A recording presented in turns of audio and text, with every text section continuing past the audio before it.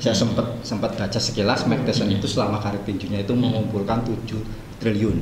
Wah. Holyfield 5 triliun. Wah. Michael Jackson 7,5 triliun. Wah. Itu sudah saya rupiahkan ya, sudah saya rupiahkan. Ya. Kondisi sekarang bagaimana mereka semuanya bangkrut dan punya utang. Wah, woi.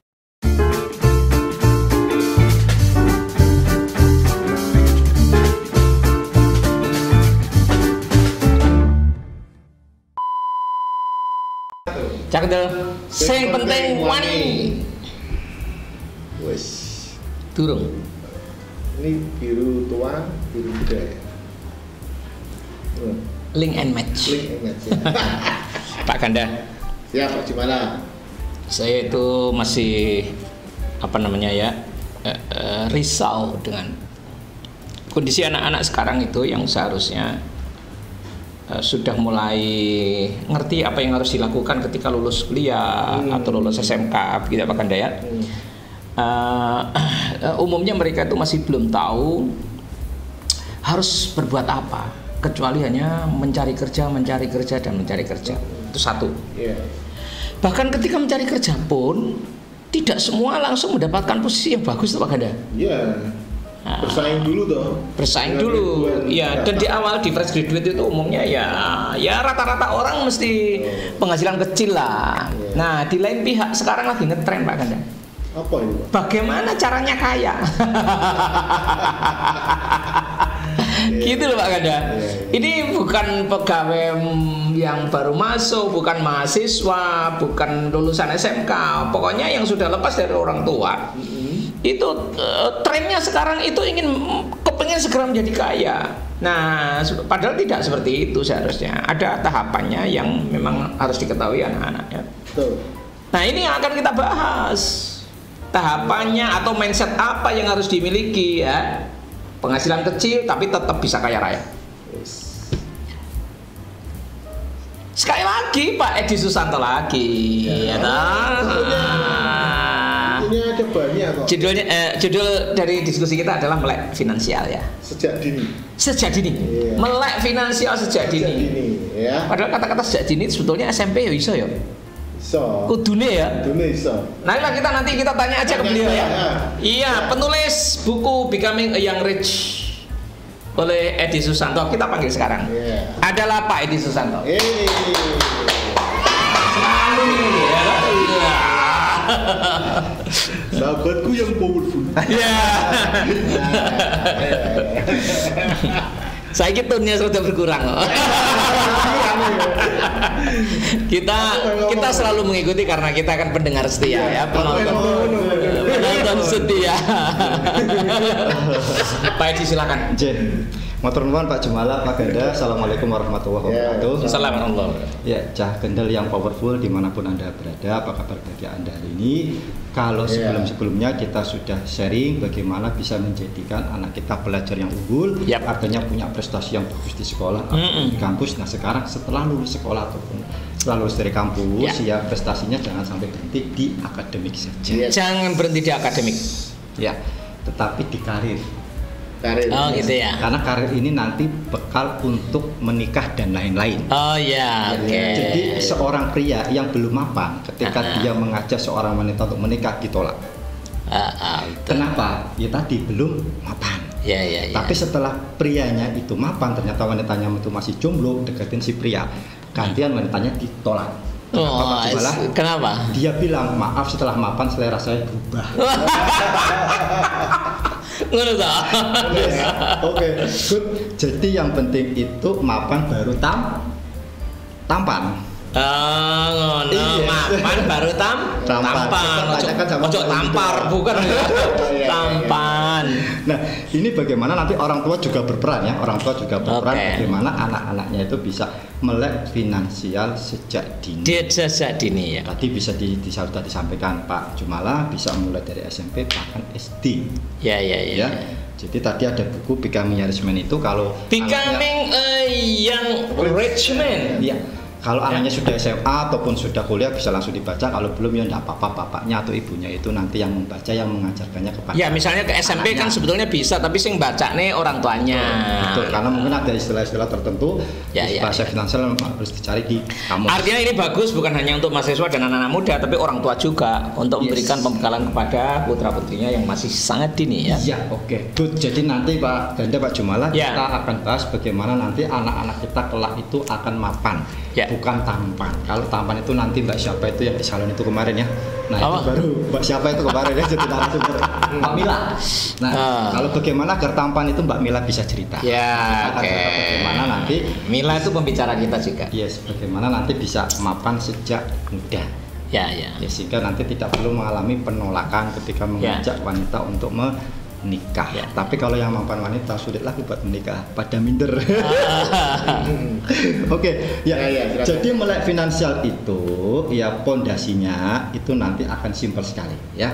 Kita nanti seperti misalnya bikin rumah, kalau ini nanti kita akan bikin rumah finansial, kalau bikin rumah fisik itu berarti pondasinya kan campuran antara batu, semen, pasir sama besi. Ada 4 juga nanti ya, pondasi finansial itu ada 4. Ini kalau kita bahas panjang banget Pak, tapi tidak apa-apa karena memang ini pelajaran yang penting.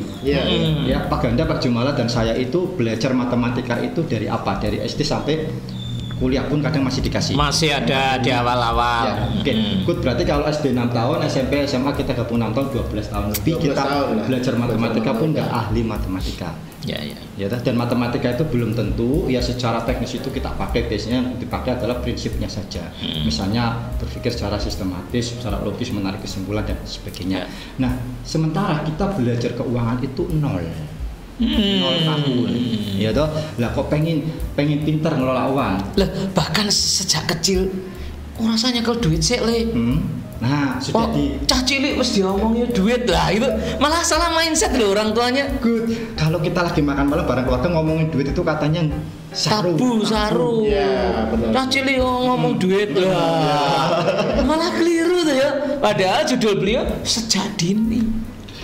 Gimana duduk permasalahannya gimana ini Pak? Nah, mulai sekarang bisa jadi balik kalau kami sudah terbiasa, keluarga kami itu menjadikan yang namanya waktu makan malam itu meja itu sebagai kampus. Jadi kita banyak memberikan pendidikan ke anak pada saat makan atau pada saat dalam perjalanan nganter atau jemput anak sekolah. Itu biasanya lebih masuk.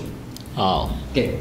Nah, sebelum kita bahas pondasi melek finansial, kita harus memahami dulu pentingnya melek finansial. Mungkin masyarakat kita itu sebagian besar mengatakan ora perlu melek finansial, ora perlu belajar ilmu keuangan, sing penting kerja keras, bayarannya gede, oh ya sugih. Silahkan Anda googling ya Mike Tyson, Evander Holyfield, Michael Jackson.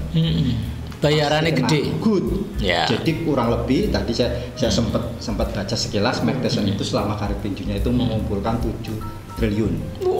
Holyfield 5 triliun. Michael Jackson 7,5 triliun. Itu sudah saya rupiahkan. Iya. Kondisi sekarang bagaimana? Mereka semuanya bangkrut dan punya utang. Karena nggak melek finansial, tuh penghasilan gede bisa seperti itu. Padahal kalau di Indonesia sudah bisa jadi oligarki. Sudah. Sandiaga Uno aja menteri terkaya itu 10 triliun. Lah iya. Iya. Gimana kok bisa punya utang gitu Pak? Nah itu karena tadi ya nanti kita breakdown kenapa bisa seperti itu. Tapi kesimpulannya tidak melek secara finansial, pendapatannya tinggi, justru bisa bangkrut dan meninggalkan utang. Kemudian kita lihat, nggak usah jauh-jauh, mungkin tetangga kita. Kalau tidak tetangga sebelah rumah satu RT, itu banyak orang yang sudah pensiun tapi masih harus bekerja hanya untuk sekedar bertahan hidup. Harus bekerja, bukan karena pilihan, karena suka, tapi harus bekerja untuk sekedar bertahan hidup. Hidup di bulan Pak ya? Yes, dari bulan ke bulan. Ngono ya? Iya, itu banyak orang ya. Banyak orang yang sudah pensiun itu ya masih harus bekerja hanya sekedar untuk bertahan. Tapi saya harus juga loh Pak.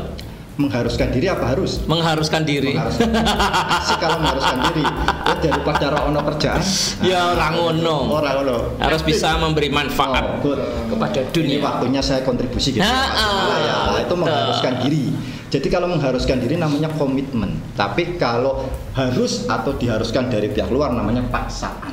Oh iya, ojo terpaksa. Yes, itu yang kedua. Kenapa harus melek finansial? Banyak orang yang sudah pensiun dipaksa harus tetap bekerja. Jadi yang pertama tadi adalah bayarnya akeh tapi mati meninggalkan hutang. Yang kedua, hidup sengsara di hari tua karena terpaksa harus terus bekerja meskipun sudah pensiun. Betul. Yang ketiga ya, wah ndak usah melek finansial, nek misalnya anak yang sugih dapat warisan kan sugih juga Pak. Ternyata banyak kita jumpai orang diwarisi yo sawah, rumah, bedul kabeh. Karena nggak melek finansial. Nah, jadi melek finansial itu seperti apa ya? Nanti ada bahasanya. Kita harus tahu dulu pentingnya kenapa melek finansial. Tapi yang ketiga, diwarisi banyak harta habis karena nggak melek finansial. Kemudian berikutnya yang keempat Pak, pentingnya melek finansial. Oh, nggak usah belajar ilmu finansial. Sekolah sudah untuk gajinya tinggi. Iya betul, tapi hanya segelintir, segelontor itu nanti nganggur. Loh, tapi gajinya tinggi kan balik mau meneh, kayak Mike Tyson tadi. Kecuali pensiunnya dikelola pemerintah, lain ya. Dia dipaksa, begitu. Yes. 1.400.000 per tahun kurang lebih sarjana diloloskan, ternyata yang terserap tenaga kerja itu 10%. 1.400.000 sing terserap hanya 140.000. Betul 10%. Liyane 90%. Mbur. Nodi ya. Iya. Padahal sing jenenge kuliah wis biayane larang ora karuan. Karena enggak sekedar bayar SPP tapi biaya hidup. Iya. Menyakitkan sebetulnya. Itu 4 fakta yang terjadi di dalam kehidupan kita yang membuktikan bahwa melek finansial itu penting sekali dan harus dididikan ke anak sejak dini. Kalau tadi saya lihat TikToknya Pak Jumala ada pendidikan Pancasila Pak ya. Indo Judikeri kan pendidikan finansial. Profil pelajar Pancasila Pak. Pelajar Pancasila. Bukan pemuda Pancasila ya. Pelajar Pancasila lagi. Oke. Ini walaupun di sekolah nggak diberikan, orang tua harus cari di luar. Justru harus dicari di luar. Di sekolah nggak ada. Yang ada di sekolah itu adalah akuntansi, manajemen keuangan. Ini beda, kecerdasan keuangan. Maksudnya melek keuangan itu kecerdasan keuangan, toh. Beda dengan manajemen keuangan, dijamin beda. Jadi, lanjut, Bro. Kalau akuntansi itu mencatat dan menghitung uangnya orang, dalam ini perusahaan atau pemerintah. Tapi kalau melek finansial itu bagaimana kita mengelola uang kita, mulai dari menghasilkan sampai membelajar. Nah, itu pentingnya ada 4 tadi ya Pak Jumala ya. Iya. Good. Nah, sekarang pondasi dasarnya ini Pak Jumala. Pondasi dasarnya. Jadi kalau pondasi rumah kita itu kuat, mau rumahnya segede apapun, setinggi apapun itu ya kuat. Tapi kalau pondasinya lemah, cetek, bahan-bahan untuk membuat pondasinya itu juga bermutu jelek, gampang ambrol, kena banjir sitik ya keli. Jadi paling sederhana itu begini ya. Jadi kalau tadi itu pondasi dibuat dari 4 bahan dasar, pondasi melek finansial juga 4 bahan dasar. Kita metaforakan atau kita umpamakan itu 4 kantong nih, kantong baju atas, kantong atas itu kantong baju, kantong kanan kantong kiri, kemudian celana di bawah itu juga ada 2 kantong, kantong kanan sama kantong kiri. Kantong belakang? Kantong belakang, kantong bolong. Ada dompet Jadi kita mulai kantong atas dulu. Kantong atas. Yang sebelah kanan adalah penghasilan. Kantong penghasilan yang sebelah kiri adalah kantong pengeluaran. Penghasilan pengeluaran. Kemudian yang kantong bawah yang sebelah kanan adalah aset, yang sebelah kiri adalah liabilitas. Liabilitas itu utang ya. Liabilitas itu di dalamnya termasuk utang, yaitu pengeluaran yang dibayar dengan cara mencicil. Jadi kantong atas itu penghasilan pengeluaran, kantong bawah aset liabilitas. Nanti kita lihat apa sih isinya kantong atas, apa sih isinya kantong bawah, hubungannya apa dan konsekuensinya apa. Nah, Jadi kantong atas itu kantong atas kanan. Kantong atas kanan ya, kalau ada berhadapan dengan saya berarti kiri. Ya. Kantong atas kanan itu penghasilan. Penghasilan. Ya. Jadi semua bentuk bentuk uang yang kita terima, ya bisa berupa gaji, bisa berupa honor, bisa berupa fee, bisa berupa bonus, reward, ya atas hasil kerja kita, atau bisa berupa royalti, bisa berupa bunga, bisa berupa dividen, bisa berarti itu penghasilan sewa aktif maupun pasif lah ya. Yang kedua tadi disebut pendapatan pasif, itu masuk dari kantong, kantong atas kanan, itu ya. Oke, jadi kantong atas kanan itu penghasilan. Jadi kita lulus sekolah, kita lulus kuliah itu harus ngisi kantong atas kanan dulu, penghasilan, ya kita biar punya harga diri. Ya. Oke. Yang berikutnya adalah kantong atas kiri, pengeluaran. Nah, jadi pengeluaran itu ya bagaimana sih ya mengambil kantong atas kanan itu untuk memenuhi kebutuhan hidup kita. Di dalamnya ada apa saja ya? Ada yang konsumtif, ada yang produktif. Kalau yang tadi kantong atas kanan itu ada yang pendapatan aktif, ada yang pendapatan pasif. Kalau ini ada yang pengeluaran konsumtif, ada yang pengeluaran produktif. Ya, kalau yang kantong atas kiri pengeluaran itu yang produktif adalah sedekah, investasi dan tabungan. Yang konsumtif adalah kebutuhan dan gaya hidup. Nah, ini nanti berarti bahasnya satu-satu Pak ini. Kita bahas satu-satu ya. Kita bahas tadi apa misalnya sedekah, bahas investasi, bahas tabungan, bahas kebutuhan, bahas gaya hidup. Nah, kembali ke yang kantong kanan dulu, kantong kanan atas. Ya, tadi pendapatan aktif sama pasif itu bisa dihasilkan di 4 kuadran karir. Yang pertama adalah pekerja, itu bisa menghasilkan tadi ya gaji, kemudian apa tadi bonus, reward dan honor, atau bisa juga dihasilkan sebagai pekerja mandiri. Mandiri itu gimana? Profesional. Oh, profesional ya. Jadi kalau pekerja itu bekerja ikut orang. Tapi kalau pekerja mandiri profesional mempekerjakan dirinya sendiri, jadi bos untuk dirinya sendiri, belum bos untuk orang lain. Kalau orang lain sifatnya hanya membantu saja. Nah, kemudian bisa juga tadi yang profesional itu berarti dapatnya fee biasanya, biasanya dihitung per jam. Dokter, karena dokter betul, akuntan, notaris, trainer, nah itu juga masuk ya. Pekerja mandiri. Jadi dia bekerja untuk dirinya sendiri, mempekerjakan dirinya sendiri. Ya, oke. Kemudian bisa juga didapat dari kuadran yang ketiga, pengusaha. Kalau pengusaha itu sudah mempekerjakan orang lain, sudah main delegasi, sudah main sistem, sudah ada SOP-nya. Gitu. Jadi sebenarnya yang bekerja itu adalah orang lain. Dia kalaupun masih terlibat hanya sebatas kontrol, hanya sebatas memberikan arahan dan sebagainya. Bukan dia yang mengerjakannya seperti strategik lah Orang lainnya operasional. Betul ya. Oke. Kemudian kuadran karir berikutnya adalah kuadran investor. Jadi ini mempekerjakan uang. Kalau tadi pengusaha mempekerjakan orang, kalau pekerja mandiri mempekerjakan dirinya sendiri. Kalau karyawan bekerja untuk orang lain ya, atau kalau misalnya sudah lama tapi pendapatannya masih kecil itu karyawan bukan dipekerjakan tapi dikerjain. Karena mengalami ketujuh. Pagi-pagi pulang petang penghasilan pas-pasan. Jadi nuwun sewu ya, sebenarnya kalau ada karyawan itu ya mudah-mudahan Anda tidak tersindir ya, itu rajin bekerja ya, P7 ya, berangkat pagi pulangnya petang tapi pendapatannya nggak naik-naik. Ukuran naiknya pendapatan itu bukan diukur nominalnya loh, tapi daya belinya. Kalau daya belinya dia naik ya toh, semula bisa beli sepeda, sekarang bisa beli motor, sekarang bisa beli mobil, itu berarti jadi kenaikan, bukan nominalnya.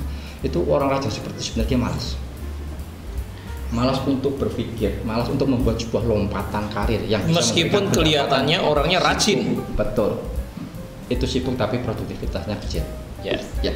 Itu jadi ada 4 kuadran karir yang bisa memberikan pendapatan di kantong atas kanan.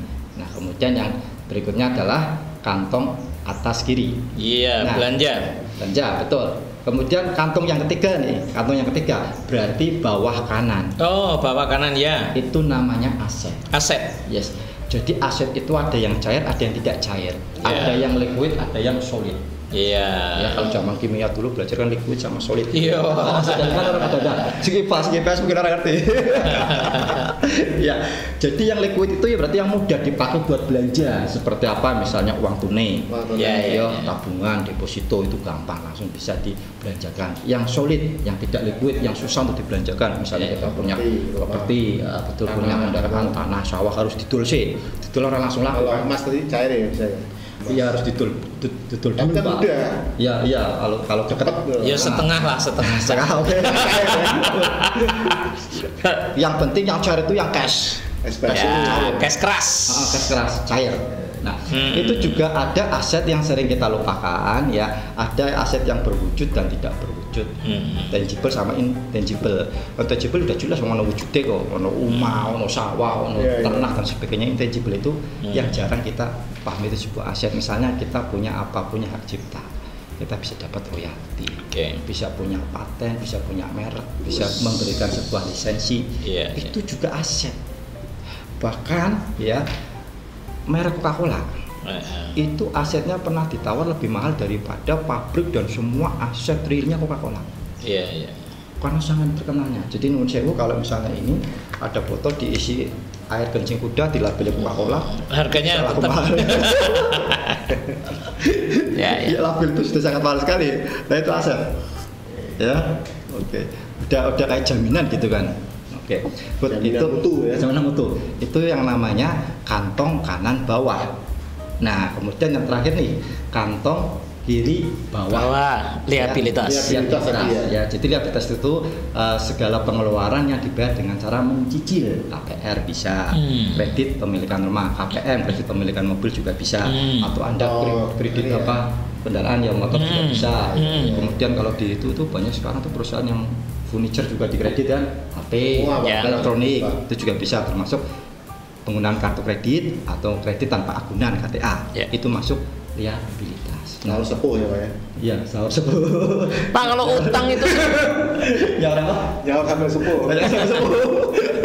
Kalau utang itu sendiri mati harus Iya.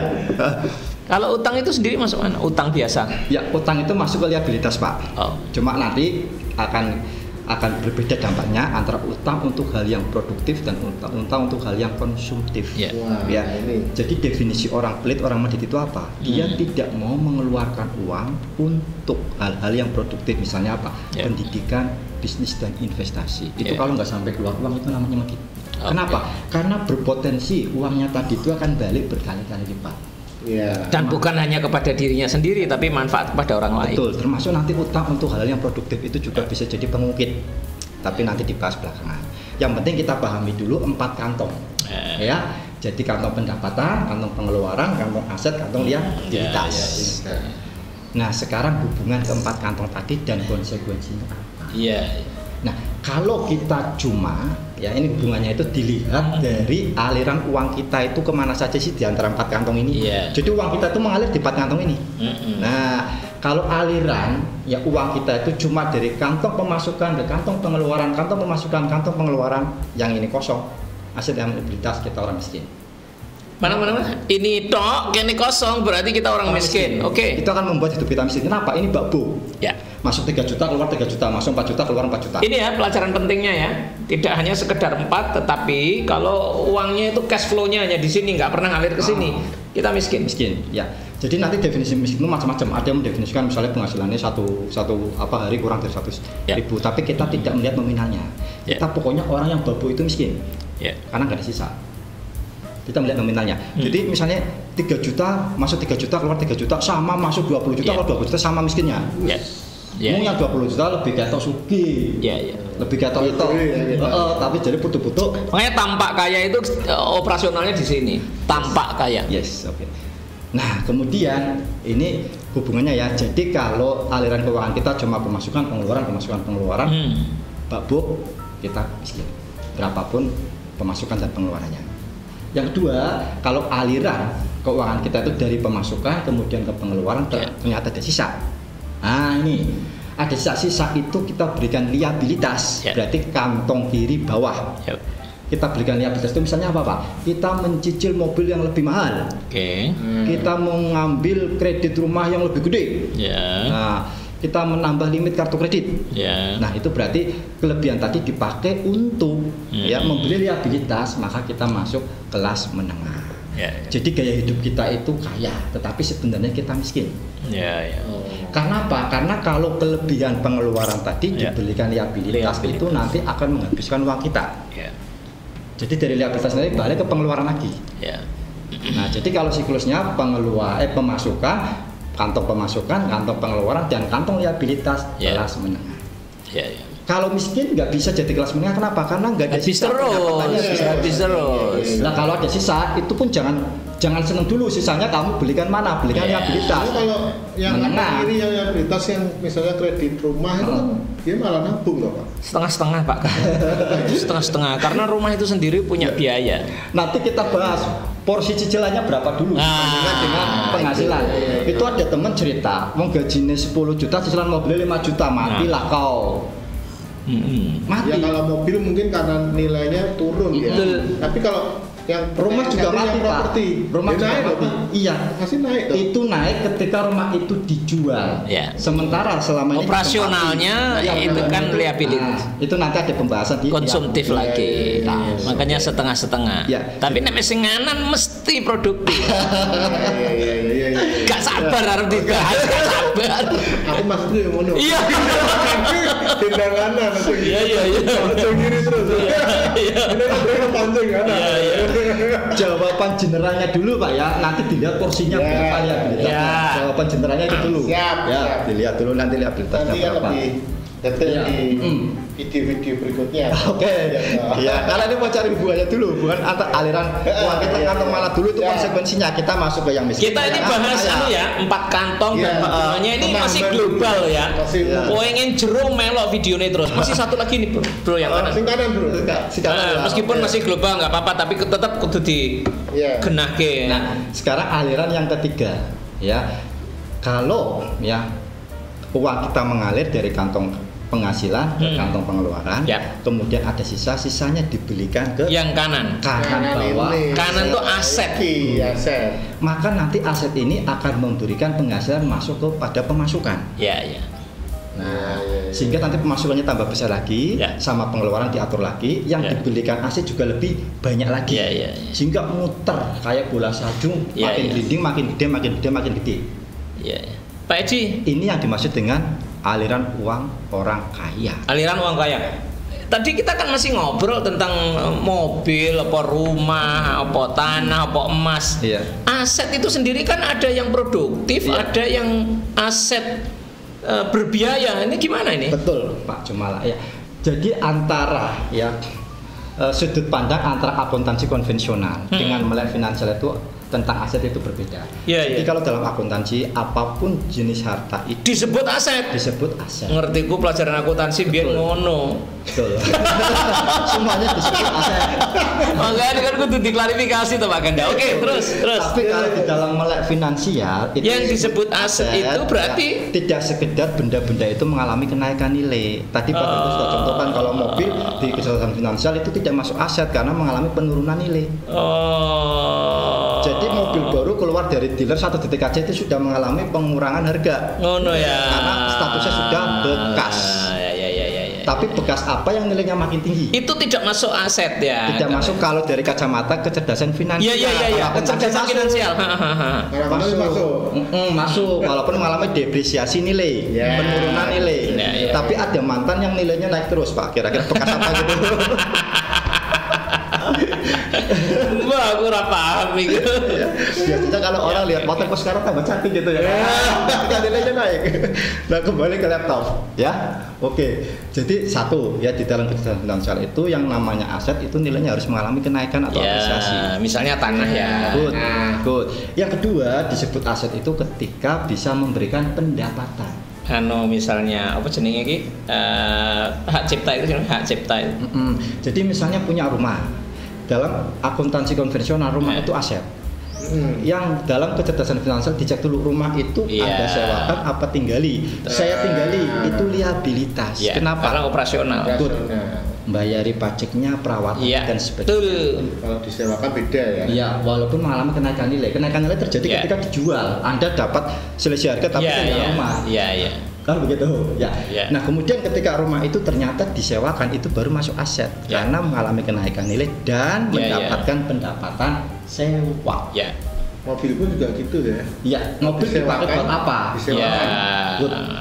Jadi mobil dipakai buat apa? Bisa nggak mobil itu dipakai untuk menghasilkan uang atau memberikan pendapatan atau cuma untuk Itu namanya aset baru ya. Pokoknya aset, yang ya. produktif itu Yang aset. menghasilkan ya. Ya, makanya ya. betul, menghasilkan dan mengalami kenaikan nilai. Itu sudah 100% aset. Tapi kalau mengalami penurunan nilai tapi menghasilkan yang setengah aset lah kata orang gitu. Iya, setengah-setengah. Oke. Jadi aliran uang orang kaya itu tadi dari penghasilan, pengeluaran aset, penghasilan pengeluaran aset. Kalau 3 terus ini sehat ya Pak ya. Sehat menggelundung tambah kaya. Iya. Aliran uang orang miskin, pemasukan, pengeluaran. Sampai pegel lagi ini terus. Aliran uang kelas menengah, pemasukan, pengeluaran, Liabilitas. Liabilitas. Itu apa itu basicnya di situ. Dan yang ngono ya. ya ada yang sangat banyak di kelas menengah itu di sini Pak Ganda. Iya. Jadi nama lain liabilitas itu ya untuk kemewahan lah. Iya. Makanya aku bilang tampak kaya itu ternyata ini tampak loh ya, bukan kaya loh, tampak kaya. Pertanyaannya gini, perlu nggak sih kita nanti hidup mewah, glamor? Perlu. Pertanyaannya kapan? Yang penting itu Iya. kapan pertanyaannya? Kapan? Ketika ya berarti kantong ininya kanan bawahnya itu asetnya itu sudah lebih dari cukup untuk membiayai kemewahan kita. Misalnya penghasilan yang dihasilkan oleh kantong kanan bawah, jangan kantong kanan atas loh. Iya. Karena suatu saat mesti kita berhenti penghasilan di sini, pasti berhenti. Kenapa? Berhenti kerja. Iya. Kalau nggak dipecat ya pensiun. Ono batasnya pasti ya. Pasti berhenti. Makanya yang namanya aliran keuangan ini nanti ditujukan untuk apa? Untuk menjahit kantong kanan atas dan lebar-lebar kantong kanan bawah. Ya. Jadi biar total semua kebutuhan dan gaya hidup Disupport dibiayai kantong sama kanan aset. bawah. Gitu. Sip. Nah, nanti kapan kita bisa hidup mewah? Ketika kita menginginkan kemewahan seharga kambing, tetapi aset kita sudah menghasilkan seharga kerbau. Mantap. Apa meneh seharga Kambing nanti babu lagi kayak gini cuma apa meneh seharga gajah ya? Seharga gajah. Oke, Pak, mungkin sementara kita bahas global dulu, nanti akan kita detailkan. Tetapi saya sudah bisa ngambil pelajaran Pak dari sini. Iya. Bahwa inti dari pelajaran ini adalah mindset, Iya. kesadaran dan kesabaran untuk nunggu ojo belonjo sik. Belonjo tok miskin rek. Iya. Jadi kudu tahan bagaimana kudu ono aliran ke bawah kanan. Iya, bawah kanan jangan bawah kiri dulu. Bawah kiri kosil lah, sabar ya. Sabar. Nyontek juga bawah kiri tuh. Bawah kiri Duitnya juga. akeh, gaya hidupnya akeh ya toh? Bawah kiri habis juga. Itu ya, itu Ya. itu Cuma cerdas. kalau bawah kiri habis tapi ketok sugih. Iya ketok sugih, nek sing ning ngene tok kan ora ketok sugih miskin iki. Iya. Ya paham. Itu ya, Bro. Tapi sebelum ini Pak, sebelum kita tutup pada periode pada sesi ini, mungkin ada pesan khusus untuk sesi ini, Pak. Iya. Jadi bagi para orang tua itu yang memang punya anak gadis itu biasanya dipantau. Ya, dipantau. Pantau. Ini anak gadis itu keluarnya kemana? Ya. Gitu. Nah, sekarang jangan hanya pantau anak gadis Anda keluar kemana, jam berapa, pulang kapan, tapi pantau juga aliran keuangan Anda. Mantap. Kalau ternyata selama ini aliran keuangan Anda itu cuma kantong atas kanan ke kiri terus gitu, itu miskin terus. Ya. Nah, kalau kantong aliran keuangan Anda itu dari kantong kanan atas ke kanan dari kanan atas bener ke kiri atas kemudian ke kiri bawah itu berarti kelas menengah ya, atau dari penghasilan ke pengeluaran ke liabilitas itu berarti kelas menengah. Ujung-ujungnya nanti kalau kita benar-benar praktek melek finansial berarti aliran keuangan kita harus dari penghasilan pengeluaran aset Itu kalau terus dilakukan akan tercipta sebuah kondisi yang namanya financial freedom, di mana kita sudah terbebas dari keharusan bekerja, tetapi kita bisa hidup mewah kalau mau. Nanti kalau sudah financial freedom pilihannya dua, Ya. mau tampak kaya, nyata kaya, atau tampak sederhana, nyata kaya. Ya. Nah, Ya. nikmat sekali kalau kita sudah terbebas dari keharusan bekerja. Artinya kita bekerja itu sudah tidak punya motif ekonomi. Ya. Motif untuk menghasilkan uang sudah tidak. Ya. Kenapa? Karena kantong asetnya tadi sudah menghasilkan cover Alhamdulillah, ya. biaya hidup kita, sehingga Ya. kita bekerja itu seperti Pak Jumala pengen kontribusi, atau saya sama Pak Ganda pengen aktualisasi diri. Oh, senom dulu. Sudah putih. Ini kan masih muda-muda. Oh, enggak. Ya, kenapa tadi kantong aset itu sudah bisa untuk mengcover kebutuhan dan gaya hidup kita. Jadi ayah bunda yang powerful, mulai sekarang pantau juga aliran keuangan Anda, dan mulai sekarang dibuat saluran agar aliran keuangan Anda itu dari kantong penghasilan ke pengeluaran ke aset, penghasilan pengeluaran dan aset. Tahan dulu, ada waktunya nanti dari penghasilan pengeluaran aset baru ke liabilitas. Itu Pak Jumala. Mantap. Sebagai penutup saya ingin sampaikan Robert T. Kiyosaki di dalam bukunya Rich Dad Poor Dad mengajarkan bahwa orang kaya akan mengajarkan anaknya kaya, orang miskin akan mengajarkan anaknya miskin. Nah, dengan pemahaman ini sebenarnya bukan hanya pelajaran untuk anak muda, tetapi juga untuk orang tua yang masih mempunyai pola pikir miskin. Ya, miskin itu gini ya. Iya. Marilah kita sudah mulai berpola pikir kaya. Kaya lah, kaya bener, kaya begini ya. Loh, aku loh. Kaya gini, ada gerak kaya. Kaya. Dan setelah itu kita ajarkan kepada anak-anak kita secara dini. Terima kasih, demikian yang bisa kami sampaikan. Semoga bermanfaat, dan jangan lupa like, share, and comment, dan kemudian subscribe bagi yang belum subscribe. Jangan lupa bunyikan loncengnya. Tareng. Iwahyu dagingnya kandel. See you. Cah kendel.